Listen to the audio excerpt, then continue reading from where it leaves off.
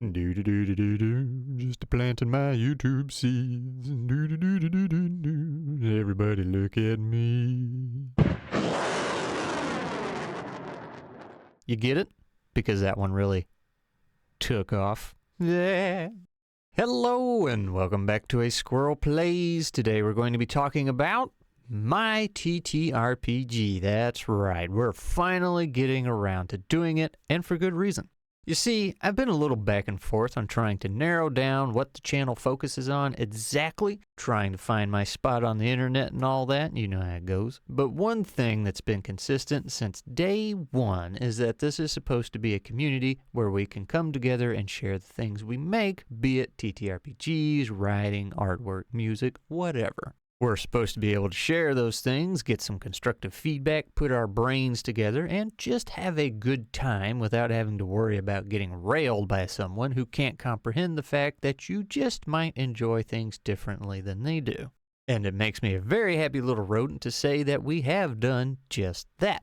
Folks have been making their way into the fold, be it a YouTube comment or hanging out in the Discord and sharing their projects. And I'm telling you guys, y'all be coming up with some pretty wild stuff. And with the last video I made taking off the way it did, even more people came in and immediately got to sharing. This one came in and shared their Sonic TTRPG work in progress, and I was just expecting a couple pages, but lo and behold, they got more work to show you than I do.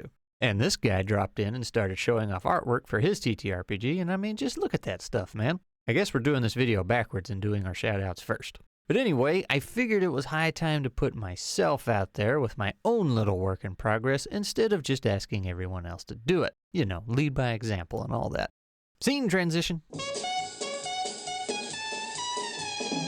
A work in progress, that's what it is, but in a very playable state. Also, allow me to disappoint everyone right off the bat. I know everyone was expecting me to come up with a game where the setting was about squirrels and whatnot, but, well, that's not what happened. While the game is called Nuts, it's just a set of tools to use in whatever setting you want. I won't make the bold claim saying it's great for any setting you can think of, but I've tried it in fantasy, sci-fi, steampunk, Neolithic, the Fallout universe, in a group, solo, and so far it seems to be pretty flexible. Nuts uses D12s for everything, and if you're wondering why D12s, well... Now, normally when I share a TTRPG with y'all, I share the first page that explains itself, and today is no different, except that I wrote the page. So that's a little different, I guess. However, a couple warnings for you. One, yes, I made it in PowerPoint. I'm sure exactly none of you are surprised at that because that's just how I do things. And two, you might want to turn your brightness down a little bit. I normally have the black background in my videos to save your eyeballs, but it pains me to say that yes, these slides are in a nice blinding white. So you have been warned. Nuts is about storytelling and adventuring. It's not a game designed for making broken builds, lengthy spell descriptions, lists of rules, and trying to read between the lines to bend things in your favor. The goal for Nuts was to maximize game time and minimize rule discussion time. GMs are given a few simple tools to tell an interesting story, create engaging encounters, and adjust things at every turn so the players are always on their toes and engaged. Likewise, players are given a few of their own simple tools to be whoever and whatever they want in a way that can still be structured and not break the game and ruin the adventure. The game has 3 game modes to choose from. GMs and players will all use the basic rules discussed over the next few pages, regardless of which mode they choose. However, your group can choose which mode they want based off their desired style of character creation and progression rules. That said, while Nuts worked fine for me and my friends as is, it is a system that is 100% meant to be built upon. If you're in a post-apocalyptic setting, weapon durability is probably a consideration. Perhaps your sanity is something to keep in check. You can check the optional options of optioning page for some ideas, and you are highly encouraged to make your own. And that's Nuts. Thanks for watching, and I'll see you in the next one. All right, I guess I'll do the whole thing. Really, this is what it boils down to. The GM describes a scene, the player says what they want to do, the GM sets a challenge roll, the player rolls, rinse and repeat. And yes, that is my own artwork in the corner. DM Scotty, if you're watching this, you better tell Mr. Bova to watch out, because he ain't got nothing on me, boy, I tell you what. Anyway, let's talk about those tools the players and GMs get. Players have a very important resource called skill dice, and those are how you're going to bend the odds into your favor. Whenever you want to do something, the GM will determine whether or not a roll is required and set what is called a challenge roll, which we'll cover in a minute. Every time you roll for something in nuts, you will start with what is called your initial D12. Cross a rickety bridge, jump across the Grand Canyon, punch, kick, and Hadouken a goblin in the face, whatever. It's going to need an additional D12. If you would like to increase your odds of success, you can add some of your skill dice to the roll, and the result will be the highest number rolled. Naturally, you have a limit on how many skill dice your character can carry and use, but that is determined by the game mode and options you choose. Also, no matter which mode you choose, 6 is the maximum amount you can add to a roll. And if that sounds like a lot, well, that's because it is. You won't be doing it very often, but believe you me, there will be times when you want to let the skill dice fly. Those skill dice may go clickety-clack, but I'm gonna need you to go clickety-click on those like and subscribe buttons, oh! And since we're on the topic of skill dice and rolling, let's talk about Nat 1s and Nat 12s. For no reason whatsoever, I have decided to rename Nat 1s to Villainous 1s. Rolling 12s will trigger a skill special if it has one. If you roll a 12 and there are no Villainous 1s in the roll, then that, my friend, is a Heroic 12. You'll get to make an additional roll to attempt to get up to 3 skill dice back should you choose to do so. The more you try to get back, the more chance you have of getting nothing. If you roll a 12, but there is also a Villainous 1 in the roll, then that is a Martyr's 12. You will still trigger your skills special, but it may come at a cost. The example I use here is that you might thrust your sword pretty deep into the dragon, causing more damage, but when it rears back in pain, it takes your sword with it. Not a mandatory rule, but it is highly encouraged. Now let's talk about my favorite part of the game. I've been back and forth a lot on the skills and a couple other rules in this game, which is how I ended up with 3 different modes, but the challenge roll is the one thing that I'm sold on. With the challenge roll, you are constantly adjusting the difficulty at every step to keep things interesting and balanced specifically to your table. The players can still be whatever and whoever they want, and if they want to do something incredibly silly and over the top, they can, so long as they have the resources to do so and can pass the challenge. Whenever a player is called to roll for an action, the GM will pick a value between 1 and 12, and that means if you're attacking an enemy, it can change with each attack because each turn is different. The goblin might be getting angrier and ignoring pain, or you might be knocked on the ground, but we'll get into that more later. There are also a few ways to modify the challenge roll to make things more interesting because, let's face it, if you're able to throw extra skill dice into the roll, most of these challenge rolls would be pretty easy to pass. And the first modifier is detriments. For each detriment a challenge roll has, you must pass the roll that many more times. So if you have a challenge roll of 5 with 2 detriments, then you'll need to pass that roll a total of 3 times. That's a pretty harsh challenge and will eat up a lot of skill dice. And you will notice I have some text in red right here because that's a part I'm not totally sold on. Granted, the whole thing is a work in progress, but red means I'm fairly unsure about it and am looking for some more feedback.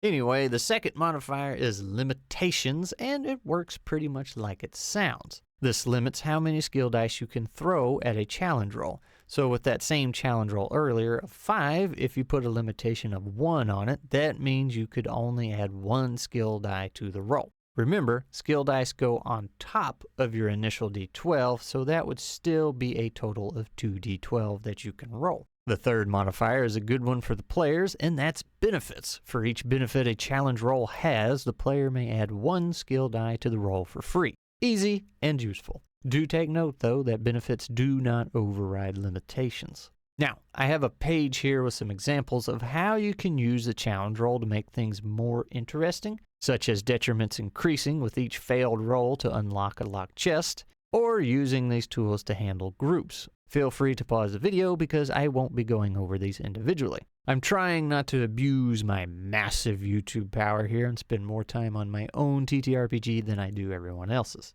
Also, I will admit this one right here is totally from EZD6 because it's my most favorite thing ever. Seriously, no matter what game you're running, give that one a shot.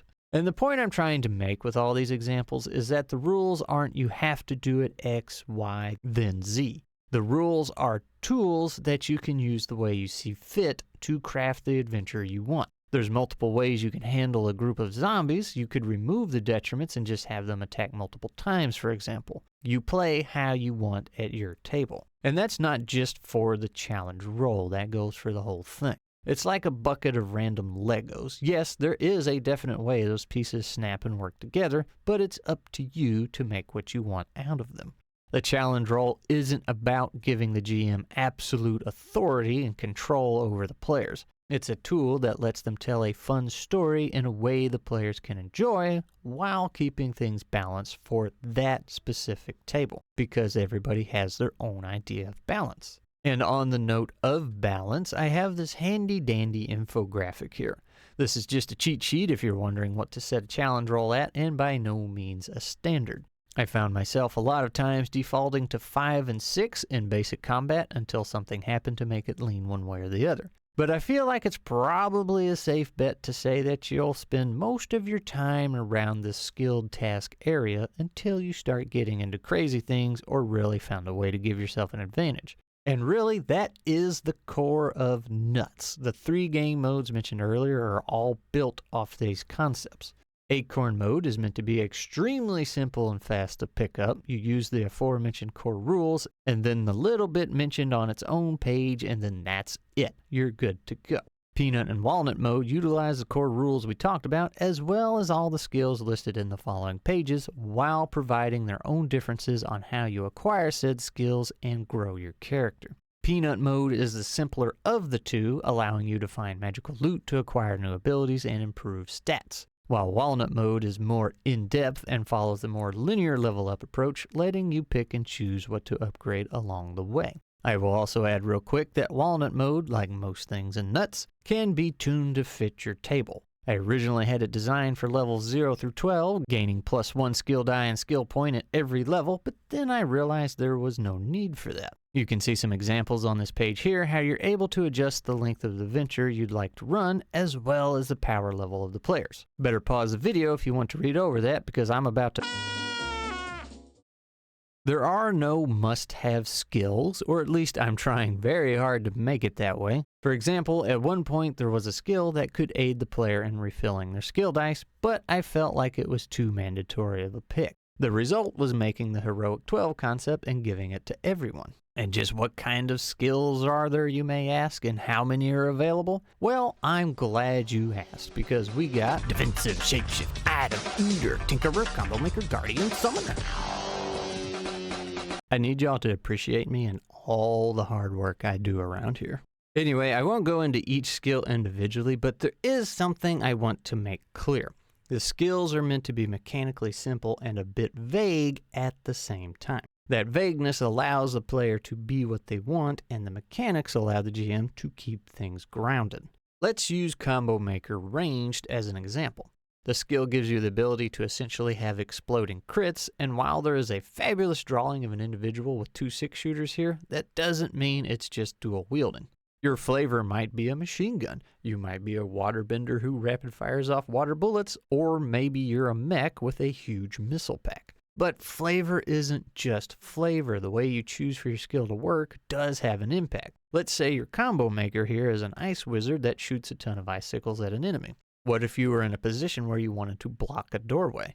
Well, you can summon ice for your attacks, so why can't you just summon a giant wall of ice to block the doorway? And if the GM thinks that's cool, no pun intended, and makes sense for your character, then you can, and he'll give you a challenge roll and let you have at it. And if your next question is, well, that's cool and all, Mr. Squirrel Man, but what about my character? What if I want a gunslinging turtle? Does that part of the flavor get anything special? That would fall under a skill that everyone gets for free, and that would be Gift. Gift is what governs your normal abilities, such as running, jumping, climbing, and all that, but it is also how you roll for things special and unique to your character, such as using your turtle shell to protect yourself from an explosion or summon a wall of ice to block a door like we mentioned before. Gift can also provide you with some unique non-damaging abilities, such as sleep spores from a mushroom character. This is who you are and what is going to make this adventure unique. Very important to be clear with your GM at the beginning of the game what you're bringing to the table.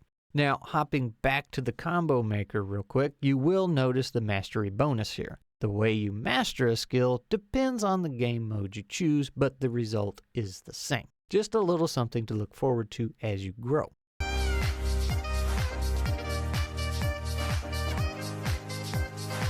I'm going to speed run a few things here before getting into the combat because I'm sure that's what most of you are anxious to see. There are some inventory rules keeping the theme of simplicity. Your backpack has 6 slots inside of it, then 3 tool slots on the outside. Anything equipped in a tool slot can be pulled out and used in combat. You are allowed to equip 2 weapons of your choice without consuming any inventory or tool slots.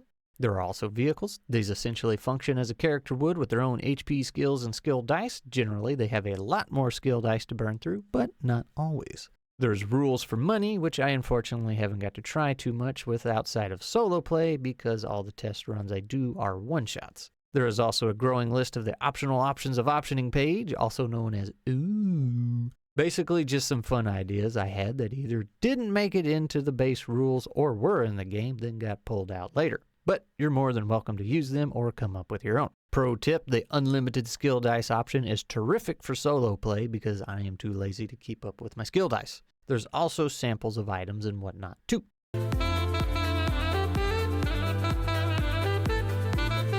First off, there is no initiative. Turn order is what makes sense at the moment. This means you might get to slip in some extra attacks and the enemy might get to do the same. If the goblin is 2 inches away from stabbing your friend, you're probably not going to be able to run across the entire room and stop him. Unless the GM lets you try and you happen to roll really well, in which case, congratulations. Generally, I let the players go first, then the enemies, and then it gets scrambled from there depending on how the fight develops. The GM does not roll in this game. When an enemy attacks the player will be given a challenge roll like normal. Failing the roll results in 1 HP of damage and any of the other negative consequences associated with it. Passing the roll results in no damage. To defend yourself, you may use any of your skills at your disposal. That means if you're a necromancer who uses a tome to summon the undead, you can use the tome itself to block an oncoming blade. Or your minion should you so desire. Your call, I won't judge. But the skill you choose will determine the effectiveness of the action. When it's your turn, you can perform an action and an attack, each having their own challenge roll and can be done in any order. An attack is using any of your skills to inflict damage to the enemy, and an action is everything else. Running, jumping, climbing, drinking a potion, interacting with the environment, all of the above or something else. The more you try to do with your action, the more difficult the challenge roll will be. Easy peasy lemon squeezy, right? And I think I'm going to stop right there, even if it is a bit abrupt, but I'm struggling to keep this video a decent length. I wanted to give you a full-on example of a combat scene, but I keep having to remind myself that I'm just showing you the game, not giving you a full-on tutorial. Obviously, if you ever find yourself playing it and have a question, you can always reach out and ask, be it here, email, or on the Discord. It is still a work in progress, so some things are prone to change and most likely we'll find some bugs along the way, but I wanted to share what I've been working on a little bit here and there behind the scenes and encourage you to keep pushing forward with your own projects. Again, shout out to these 2 goobers for coming in and sharing right off the bat. Sovereign here just posted some more work while I was working on this part of the script, and just look at those little guys, man. And let's not forget Demon Jim. He's got a couple projects going and he's been keeping us up to date with his progress, which is fun to see. And with that said, feel free to come and join us. I'll be trying to run some more games with this system to get some feedback, but you're more than welcome to download the rules yourself and give it a whirl and let me know how it went. With any luck, there will be a link in the description. So yeah,